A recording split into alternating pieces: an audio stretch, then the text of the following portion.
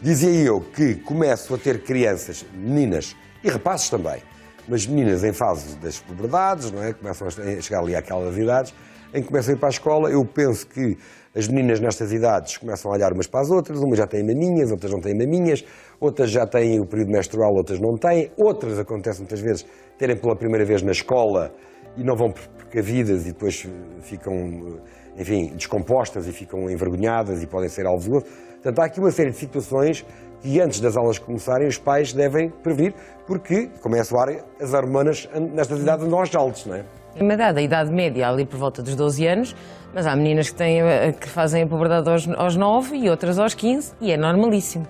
O problema é que uma menina que faz a puberdade aos 9 e está na primária, meu Deus, é diferente, e uma que faz aos 15, aos 13, 14 era a bebê no meio das outras. E nós sabemos que às vezes os miúdos são um bocadinho cáusticos, não têm aquele...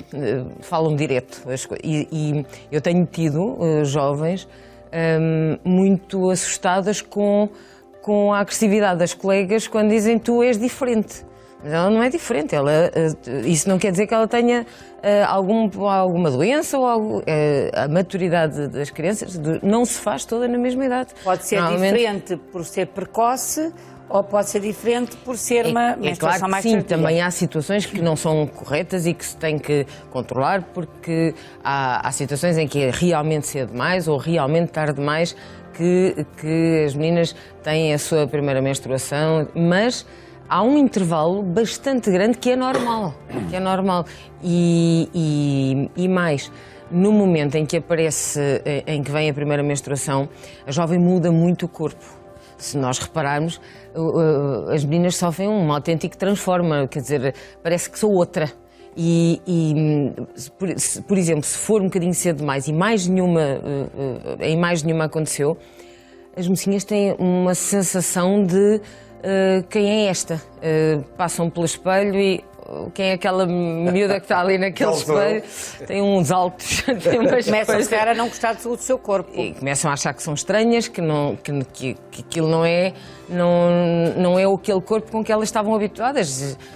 É relativamente fácil nós imaginarmos que de repente ficamos diferentes. Acontece a uma pessoa às vezes que engorda e que se sente muito assustada porque o seu corpo não era aquele e fica zangada porque não sou aquela. Olha para o espelho e fica à espera de ver aquela pessoa com que eu vivi a vida toda. Claro. Para as meninas, embora 10 anos viveu a vida toda com aquele corpo, não é muita vida, mas é a única que ela teve. E por isso, se está na frente do espelho e de repente tem maminhas e as outras colegas de turma não têm, aquilo e não é só as maminhas, é um formato de anca que começa a alargar, por isso é um corpo que fica de repente começam a aparecer os pelos púbicos, não é? É um corpo que de repente fica mais feminino. E nas pernas. Nas pernas também é outra coisa. É muito engraçado porque depois elas chegam àquela altura em que ainda não sabem se já devem tirar os pelos das pernas ou não tirar os pelos das pernas. Claro. E ainda não estão preparadas às vezes para sentir aquele corpo como o desejavam. Ou seja, quando aparece, por exemplo... Até porque é estranho, doutora, vamos lá ver. O período menstrual é uma coisa estranha. Exatamente. É uma coisa... Eu, como mulher, estão aqui outras senhoras, eu, como mulher, nunca achei que fosse uma coisa agradável. Percebia, enquanto mulher, o significado e a importância do período, porque é muito importante para as mulheres, naturalmente, e para quem quer, de facto, depois ser mãe, ter família, tudo isso, e percebia a importância do período, a regularidade do período, mas foi uma coisa que eu nunca gostei. Incomodava-me. Mas também jovem mais. Como é que a mãe ensinou e transmitiu isso à rapariga? No meu tempo não se ensinava. Exatamente, é que a mãe tem que ter a capacidade de transmitir isso com quase como uma festa. Então és uma menina que vais ser uma senhora, ou seja, isto faz parte do teu crescimento normal. Ser mulher é bom, que é outra coisa que às vezes as meninas não estão preparadas para... Repare, depende um bocadinho. Há as duas coisas. Há as miúdas que ficam muito assustadas por serem mulher e há aquelas que até fazem uma puberdade mais tardia em que ficam muito zangadas porque todas têm maminhas e eu ainda não tenho. Foi o meu caso, Mas aquelas que têm um bocadinho cedo ficam muito assustadas, sobretudo se a mãe não as preparou para a normalidade daquela situação. E há outros, até pormenores concretos. Imagina uma menina que lhe aparece a menstruação ainda agora na altura do verão. E ao fim de semana, agora estamos a começar as férias, mas ao fim de semana ainda vai à praia. Tem que aprender a usar um tampão sem medo. E isso aprende-se com a mãe. Pois. Isso aprende-se com a mãe. E eu tenho que vos dizer que nos campos de férias que eu faço com os jovens diabéticos, já ensinei muitas meninas a pôr tampões, porque Claro. às vezes as mães não percebem que isso faz parte do passar o conceito de feminilidade que tem que passar de mulher para mulher e passar com gosto e com alegria. A mãe dizer, vais ser mulher como eu, que feliz que eu estou. E porquê a mãe transmitir o e gosto não de o ser pai? mulheres. E porquê a mãe e não o pai? Porque as mães estão mais à vontade, porque é muito importante que a menina faça uma identificação com a mãe. Faz parte de um crescimento natural a menina ter a mãe é o seu ídolo e eu vou ser grande como a minha mãe, a mãe deve transmitir uma noção de que bom que vais ser como eu. Nunca deve transmitir a sensação tipo eu sou muito boa e tu nunca chegarás cá acima. Também e acontece. muitas mães sem querer às vezes transmitem isso, tipo ainda não conseguiste fazer, vê lá se consegues, vê lá se... Não, é dizer que bem, tu já fazes isto tão bem, eu na tua idade acho que não conseguia tão bem. Esse é o caminho. A mãe... que eu Motivar. tenho que compreender que a mãe, assim como o rapaz é o ídolo o pai é o ídolo dos rapazes, a mãe tem que ser o ídolo da menina. A menina que tem que querer crescer como a mãe e ser bonita, grande e eficiente como a mãe. E a mãe tem que dizer, olha, fantástico, tu já consegues fazer isso? Eu acho que na tua idade ainda não conseguia. Muito bem, tu consegues. Fico tão contente que tu consegues, estou tão orgulhosa de ti. É a frase-chave. Estou tão orgulhosa, tenho tanto orgulho. E as mães e não os pais, eu explico-te. Explico porque vivi isso, não é? Nós lá em casa não temos pudores em relação a assunto nenhum, nem a relação em movimentar-nos todos nus à frente uns dos outros. É uma coisa desde sempre. Mas eu sempre dei banho às minhas filhas. Claro que chega uma altura que as miúdas começam a tomar banho sozinhas e até já querem tomar banho sozinhas. Né? Claro. Aquele tique-tique da Maria, com esta altura, agora já acha que já sabe lavar o cabelo e pôr amaciador. E para ela é uma festa, não é? E já toma. Ainda bem, O que é certo é que já faz. Mas chega a uma altura, ou chegou sempre a uma altura da idade das minhas filhas, aí por volta dos... Quando elas começam a ficar em pé na banheira e tal, os dois que eu não me sinto confortável, apesar de ser tão descontraída, não me sinto confortável em estar a lavar pipis às minhas filhas. Sim. Em que eu dizia sempre, dava-lhes bem, agora os pipocas, era pipocas, os pipocas lava lá tu, que eu não estou para me estar aí a mexer nos teus pipocas, nem nos rabioscos e tal. Bom, poderás dizer, Nuno, isto não faz sentido. Eu não sei se faz ou não, para mim fazia. Faz. Porque acho que chega a uma altura em que isto tem a ver já com a intimidade dela, estás sim, a perceber? mas eu estou... Há uma altura em que eu não tenho que estar a lavar o pipi à minha filha. Não, isso Estás a ver? completamente, Já não tem nada a ver. de acordo. Da mesma forma que acho que chega a uma altura em que os filhos não devem dormir na cama dos Isto para pais. te explicar, Completamente, claro. Isto para te explicar o quê? Para te explicar que, como é evidente, eu conheço, dentro da minha experiência, a anatomia de uma vagina feminina, daquilo que eu conheço, eu toco ou vejo. Não é? Agora, não percebo, não sei, porque eu nunca tive a história, eu digo a história, mas nunca tive um período menstrual. Tampão. Portanto, não sei bem como é que se coloca um penso higiênico, não sei bem como é que se coloca, não faço ideia como é que se coloca um tampão. Portanto, esta parte, porque as mães e não os pais, porque na verdade os pais, por muito bem intencionados que sejam, não experienciam isso. Portanto, eu não me estou a imaginar, bem, se tiver que ser, será, mas imagino muito mais. Imagina que eu vivia sozinho com as minhas filhas, não tinha mãe. Pois. Eu acho que teria que chegar a uma altura em que teria que ser acompanhado por um ginecologista que me explicasse Uma como é que esta amiga mais operação se velha. fazia, porque senão até podia estar a errar, podia estar a dar instruções que não Claro sei se é que sim. assim. Não, sempre para eu dentro, só, sempre para eu fora, só que é o chamei fio, este sabes? assunto porque de facto eu faço parte de outra geração, não é? Minha mãe nunca falou comigo sobre estas, O que era normal, coisas, era normal. nunca falou comigo, portanto eu não sabia de facto que era o período para algumas amigas que já eram menstruadas e eu não, e portanto fui-me apercebendo da situação. E depois, quando pela primeira vez tive o período, quem me explicou tudo foi o meu irmão. Portanto, porque de facto nem o meu pai nem a minha mãe, embora o meu pai, como tu sabes, fosse uma pessoa muito aberta, sim, e a minha mãe seja uma mulher, como também sabes, muito explicada, mas nestes termos, nestes aspectos não falavam. Pronto. Não se usava. E portanto, eu até acho que do ponto de vista funcional, pode ser a mãe a explicar, mas que a conversa sobre o futuro e sobre a feminilidade até podem ser os dois. Sim, os dois, claramente. o pai e a mãe, a terem uma conversa sobre o futuro e sobre, enfim, o desenvolvimento depois da pessoa enquanto mulher. Eu lembro que o meu irmão me disse 2 ou 3 coisas que me marcaram para o resto da vida e que definiram o meu percurso. São muito importantes as frases que se dizem naquela idade. Por isso Ficam é lá. que é muito importante que as mães transmitam paz, alegria perante a situação da feminilidade.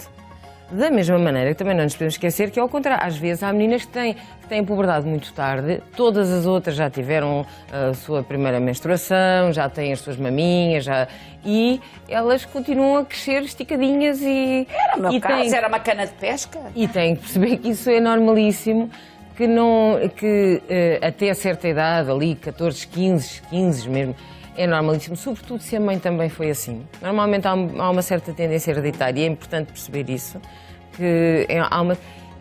mas sobretudo as meninas são muito cáusticas umas com as outras. E às vezes precisam de um motivo de chacota e esse é o motivo de chacota, porque se não fosse esse era outro. Às vezes. No meu caso, fazer por nariz, portanto, não, já estava cá. Portanto, eu é que me sentia, eu pessoalmente nunca fui alvo de chacota, mas sentia-me um pouquinho retardada e preocupada em relação às minhas melhores amigas, que de facto já tinham outro corpo, já tinham arranjavam mais namorados que eu. Claro que eu depois vinguei-me mais tarde, mas arranjavam mais namorados que eu. Ainda claro. se continua a vingar. Graças a Deus. Porque depois também, não sei se isto é verdade ou não, ou se isto é científico, quem é menstruado mais tarde, depois também faz a menopausa mais tarde. Não é obrigatório. Em condições normais, não? Não é obrigatório. Normalmente é perguntar à mãe, porque é um padrão muito hereditário.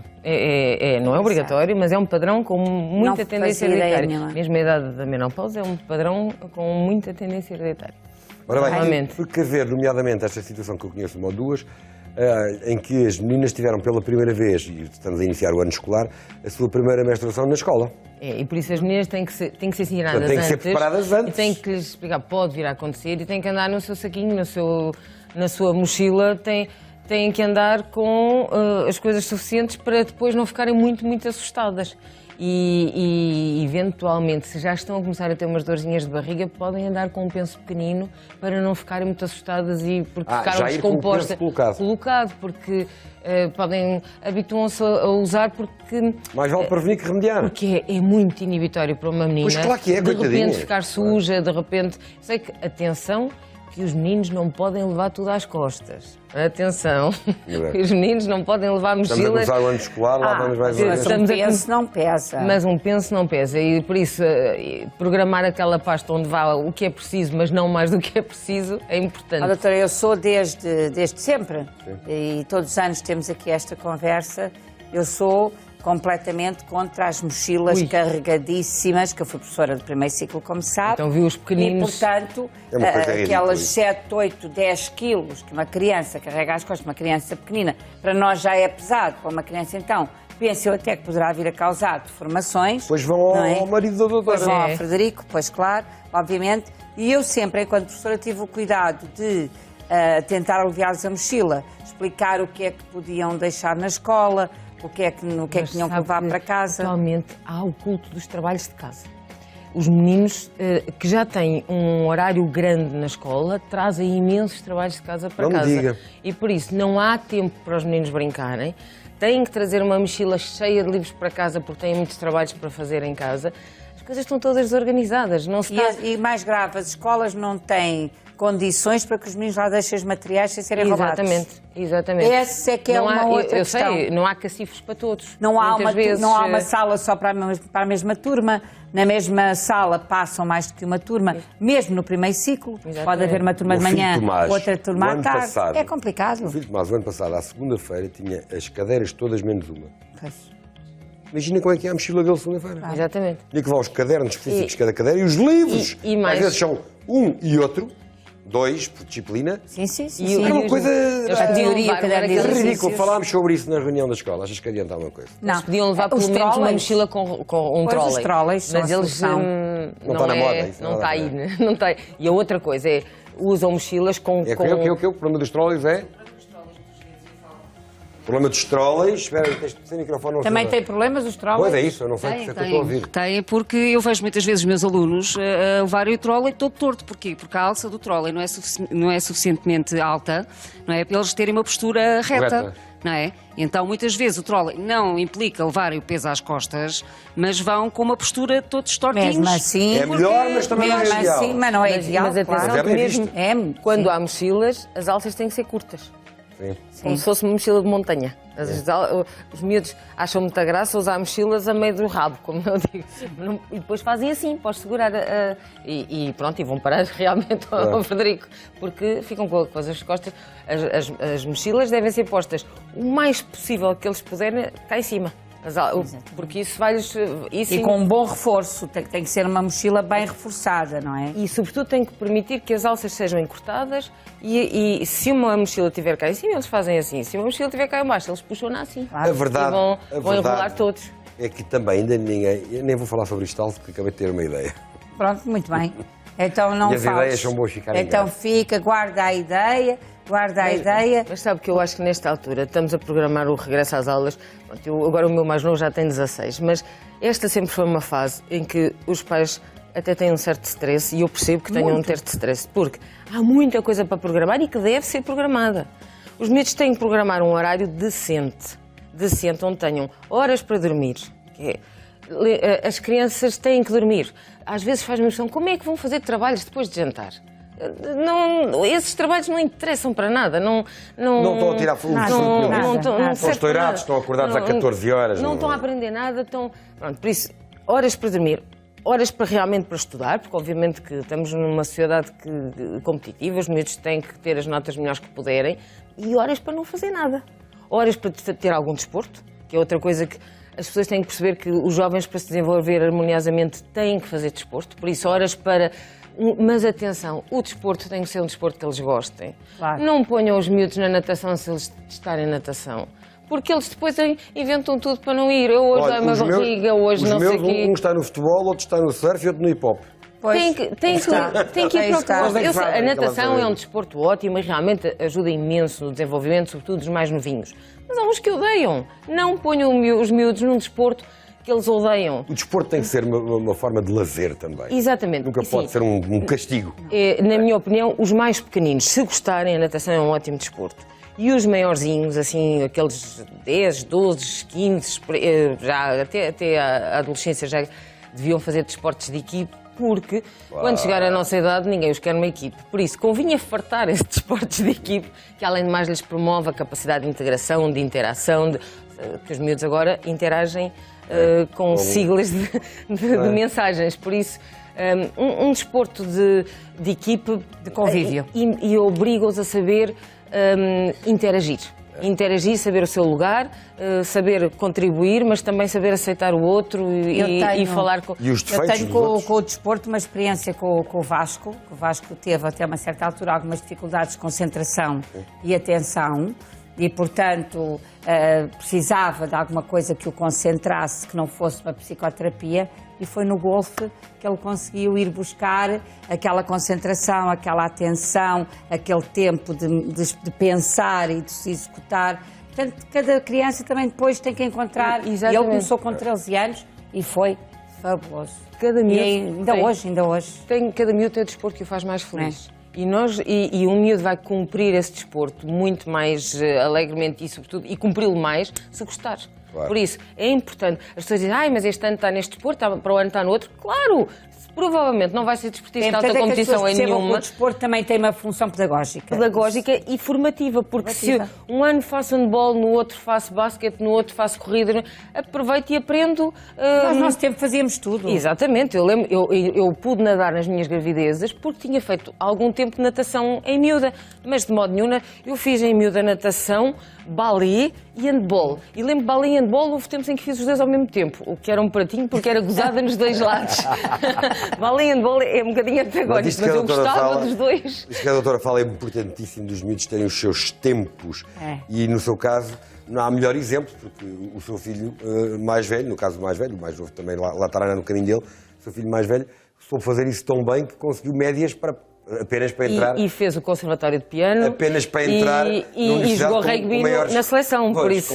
Com maiores índices de Exatamente, É verdade, sem dificuldade, dúvida não é? nenhuma. Tem que ser organizados. Ou seja, tem que haver tempo para tudo. Mas no meio desse tempo para tudo, também tem que haver tempo para não fazer nada.